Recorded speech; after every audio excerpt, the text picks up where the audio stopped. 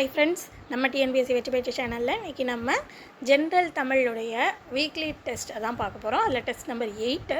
So இது வரைக்கும் நம்ம 7 டெஸ்ட் வந்து ஆல்ரெடி கம்ப்ளீட் பண்ணிட்டோம். இன்றைக்கி 8வது டெஸ்ட்டு பார்க்க போகிறோம். ஸோ ரெகுலராக டெஸ்ட்டை வந்து போட்டுகிட்டே வாங்க. நீங்கள் படிக்கிறதுனால மட்டும் உங்களால் ஹை ஸ்கோர் பண்ண முடியும்னு இல்லை, ரெகுலர் ப்ராக்டிஸ் அப்படின்றது இருந்துகிட்டே இருக்கணும். அதனால தான் நம்ம வந்து வீக்லி டெஸ்ட்டு வந்து வச்சுட்டே இருக்கோம் கண்டினியூஸாக. எவ்வளோக்கு எவ்வளவு நீங்கள் வந்து அடிக்கடி டெஸ்ட்டு போட்டு ப்ராக்டிஸ் பண்ணிக்கிட்டே இருக்கீங்களோ அவ்வளோக்கு அவ்வளவு அது வந்து உங்களுக்கு நிறைய மார்க்ஸ் எடுக்கிறதுக்கு உங்களுக்கு ரொம்பவே ஹெல்ப்ஃபுல்லாக இருக்கும். ஸோ கண்டினியூஸ் ப்ராக்டிஸ் அப்படின்றது இருந்துக்கிட்டே இருக்கணும். ஸோ இது இன்றைக்கி நம்ம 8th டெஸ்ட்டு போடுறோம் தமிழில். இது வரைக்கும் உள்ள 7 டெஸ்ட்லேயும் நீங்கள் அட்டன் பண்ணலைன்னா கூட ஒன்றும் பிரச்சனை இல்லை, நமக்கு டைம் இருக்குது. ஸோ அப்பப்போ டைம் எடுத்துகிட்டு ஊடியில் கிடைக்கிற டயத்தில் அந்த 7 டெஸ்ட்டையும் நீங்கள் கம்ப்ளீட் பண்ணுங்கள். அதுக்கான போர்ஷன்ஸை படிச்சுட்டு கம்ப்ளீட் பண்ணுங்கள். அடுத்தது வரக்கூடிய இனிமேல் உள்ள டெஸ்ட்டையும் ரெகுலராக அதேமாதிரி போடுங்க. ஸோ எவ்வளோக்கு எவ்வளோ ப்ராக்டிஸ் பண்ணுறீங்களோ அது உங்களுக்கு ரொம்பவே நல்லது. இன்றைக்கி வந்து நம்ம 8th டெஸ்ட் வந்து அதில் பார்க்க போகிறோம். ஸோ இதுக்கான போர்ஷன்ஸ் அண்ட் அவுட் சோர்ஸும் நம்ம சேர்த்து தான் டெஸ்ட்டு போட்டுட்ருக்கோம்.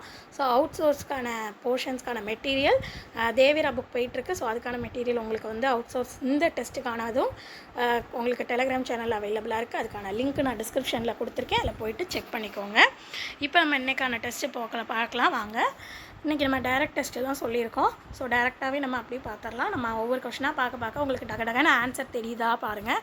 எவ்வளோக்கு எவ்வளோ உங்களுக்கு ஃபாஸ்ட்டாக ஆன்சர் தெரியுதோ அவ்வளோக்கு அவ்வளோ நீங்கள் ப்ரிப்பேர்டாக இருக்கீங்கன்றதும் அர்த்தம். ஸோ ஃபஸ்ட்டு கொஷின் பார்க்கலாமா? பார்க்க ஆரம்பிக்கிறதுக்கு முன்னாடி மறக்காமல் லைக் பண்ணிக்கோங்க, சப்ஸ்கிரைப் பண்ணிக்கோங்க அண்ட் உங்கள் ஃப்ரெண்ட்ஸுக்கும் ஷேர் பண்ணி விடுங்க. ஃபுல்லாக டெஸ்ட்டை போடுங்க. நம்ம லாஸ்ட் கொஸ்டின் 50th கொஷின் முடிக்கவும் எத்தனை கொஷின் நீங்கள் கரெக்டாக ஆன்சர் பண்ணுறீங்கன்றதையும் கமெண்டில் மறக்காமல் சொல்லுங்கள். எவ்வளோ தூரம் கொஷின் யூஸ்ஃபுல்லாக இருக்குன்றதையும் நீங்கள் கமெண்டில் சொல்லுங்கள். இப்போ ஃபஸ்ட் கொஷின் பாருங்கள். தமிழர்களின் வேதம் என்று அழைக்கப்படும் நூல் எது? 4 இது கொடுத்துருக்காங்க, 4 ஆப்ஷன். தமிழர்களின் வேதம் அப்படின்னா திருக்குறள். அகழ்வாரை தாங்கும் நிலம் போல தம்மை இகழ்வார் பொறுத்தல் தலை, இந்த திருக்குறள் நமக்கு தெரியும். ஸோ இதில் அந்த அகழ்வாரை தாங்கும் நிலம் போல அப்படின்ற உவமை வந்து எந்த பொருளை உணர்த்துகிறது அப்படின்னு சொல்லிட்டு கேட்டிருக்காங்க. ஸோ அகழ்வாரை தாங்கும் நிலம் போல அந்த உவமை உணர்த்தும் பொருள் பொறையுடைமை. விரைவாக செய்ய வேண்டிய காரியங்களில் எது இருக்கக்கூடாதுன்னு கேட்டிருக்காங்க. 4 ஆப்ஷன் கொடுத்துருக்காங்க பாருங்கள். விரைவாக செய்ய வேண்டிய காரியங்களில் தாமதம் இருக்கக்கூடாது. அடுத்தது பொறுத்துக கொடுத்துருக்காங்க, பொருள் வச்சு கொடுத்துருக்காங்க. கவுள், யாத்து, கொழல், கலன். இங்கே ஆப்ஷனில் அறிக, கண்ணம், சபை, கட்டு.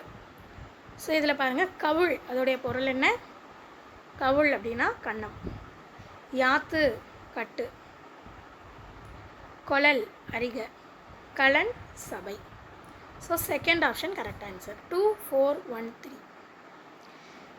எளிய தமிழில் சமூக சீர்திருத்த கருத்துக்களை வலியுறுத்தி பாடியவர் யார்? 4 ஆப்ஷன் இருக்குது பாருங்கள். எளிய தமிழில் சமூக சீர்திருத்த கருத்துக்களை வலியுறுத்தி பாடியவர் பட்டுக்கோட்டை கல்யாண சுந்தரனார். அடுத்ததாக தமிழ் மொழி பிறந்த ஆண்டு வந்து 1924. அடுத்தது 2 கூற்றுகள் கொடுத்துருக்காங்க பாருங்கள். 2 கூற்று கொடுத்துட்டு அந்த 2ல் எது சரி எது தவறுன்னு கேட்டிருக்காங்க. முதல்ல பாருங்கள், வானம் ஊன்றிய மதலையேனி சாத்திய ஏற்றஞ்சென்னி ஒரு பாடல் வரி கொடுத்துருக்காங்க. இந்த வரிகளுடைய ஆசிரியர் யாருன்னு கொடுத்துருக்காங்க? தமிழ் மொழி அப்படின்னு கொடுத்துருக்காங்க.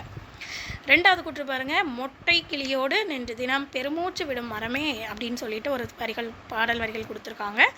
அதனுடைய ஆசிரியர் யாருன்னு கொடுத்துருக்காங்க? கடியலூர் உருத்திரங்கண்ணனார். ஸோ இது எதெல்லாம் சரி எதெல்லாம் தவறுன்னு கேட்டிருக்காங்க.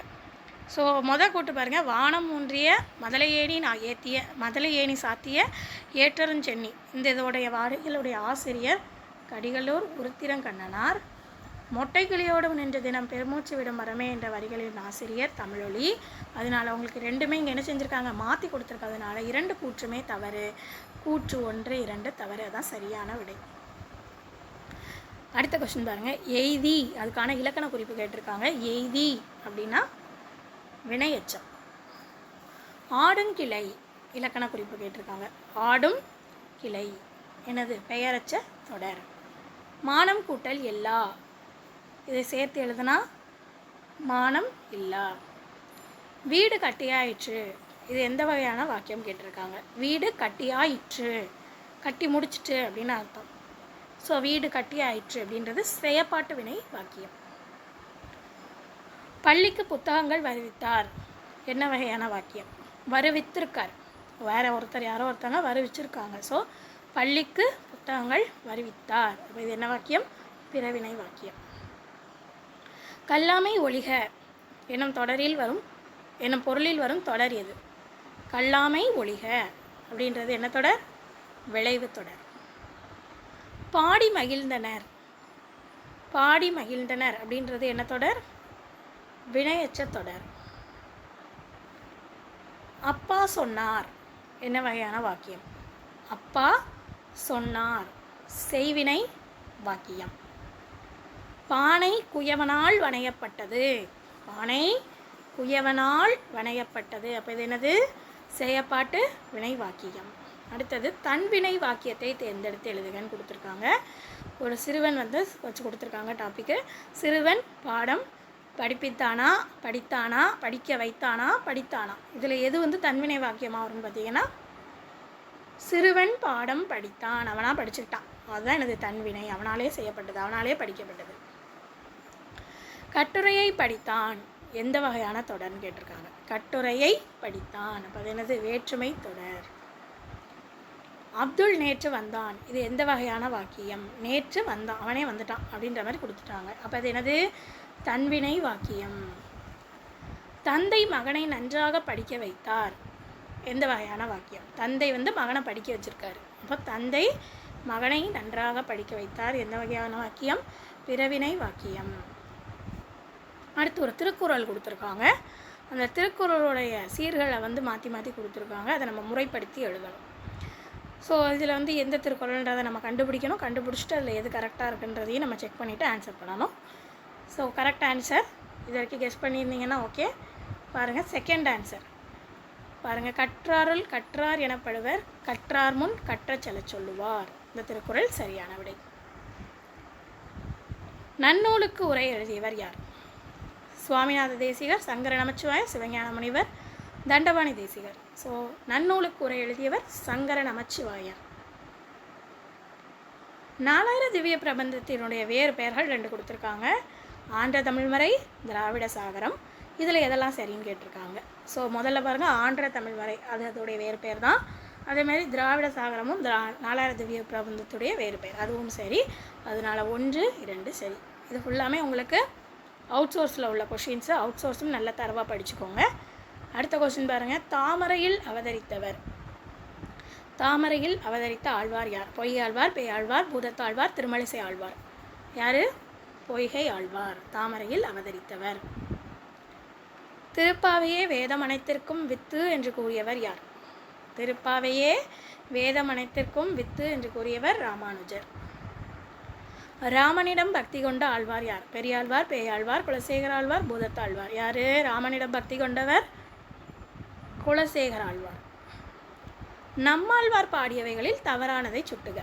திருவிருத்தம், திருவாசிரியம், திருமடல், திருவாய்மொழி. ஸோ இதில் நம்மாழ்வாருடைய பாடல்கள் எதெல்லாம் பார்த்தீங்கன்னா, திருவிருத்தம், திருவாசிரியம், திருவாய்மொழி, இது எல்லாமே அவருடைய பாடல்கள். திருமடல் வராது.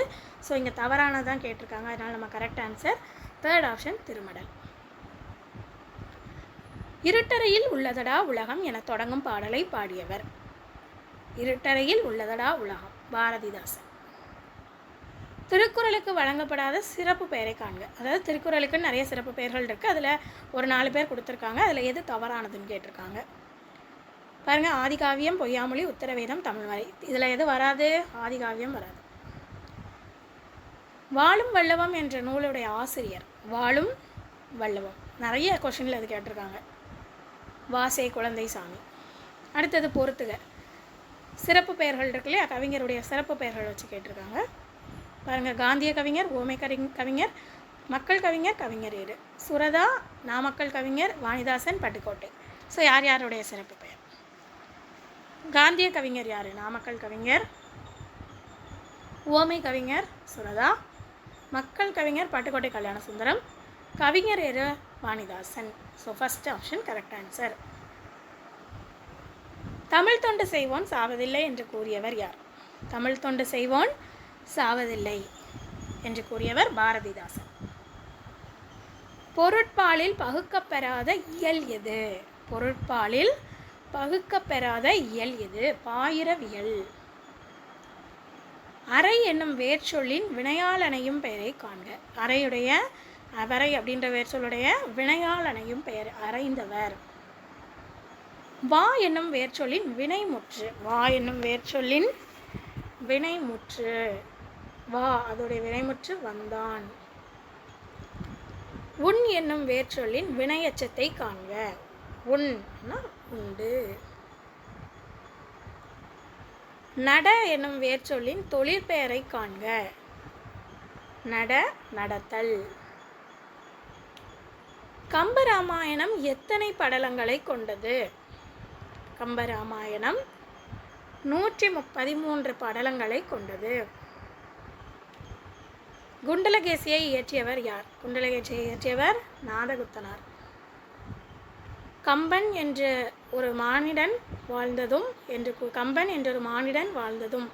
என்று கூறியவர் யார்? கூறியவர் பாரதி யார்?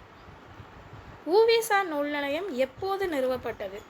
நிறுவப்பட்ட ஆண்டு கேட்டிருக்காங்க. உ.வே.சா நூல் நிலையம் 1944. குறிஞ்சிப்பாட்டு என்னும் நூல் எந்த வகை நூலில் இடம்பெற்றுள்ளது? 8 தொகையா 10 பாட்டா 11 கீழ்கணக்கா 50 காப்பியமா? குறிஞ்சிப்பாட்டு என்னும் நூல் 10 பாட்டு நூலில் இடம்பெற்றுள்ளது. சாகுந்தலம் என்ற நாடகத்தின் ஆசிரியர் யார்? சாகுந்தலம் யாரு? காளிதாசர். தமிழ் தனித்து இயங்குவதோடு தழைத்து ஓங்கும் என்று கூறியவர்? தமிழ் தனித்து இயங்குவதோடு தழைத்து ஓங்கும் என்று கூறியவர் கால்டுவெல்.